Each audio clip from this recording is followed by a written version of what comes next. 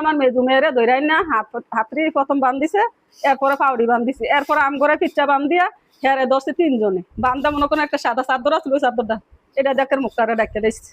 ডাকার পরে দাদা আমরা সিলাসি প্রথম লিছি, যদি আওয়াজ করো তাহলে তো নাক মুখ চাই খুব আমি। এরপরে আমরা কোনো চক্তি তুলে আলগি দিয়ে চাইতারি না।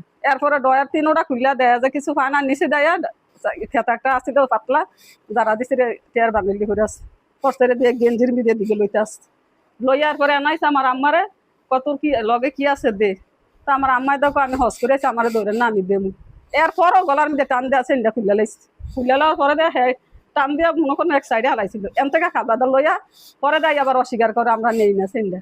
এরপর কানের জিনিসটা আছিল বালিশের ভিতরে এসছিল, দেখে যারা দেয় লই লিস্ট এই তন্ন তন্ন করে ইস্টেল আমার দেখুছি। খুললে আমার মনে করে সেটা ছিল, কানের জিনিস আসছিল, ওগুলা লইয়া গেছে। 4টা মোবাইল মনে করেন, আমার একটা, মেজু মেয়ের একটা, বড় মেয়ের একটা, হেয়ার একটা, এই স্যারোটা মনে করেন আত লই লিস্ট। রাত 1:30টার দিকে আপনার 10 থেকে 12 জন ডাকাত আপনার বিল্ডিং এ ঢুকে পড়ে, ঢুকে আমাদের বিভিন্ন মালামাল সামগ্রী লুট করে ডাকাতি করে নিয়ে যায়।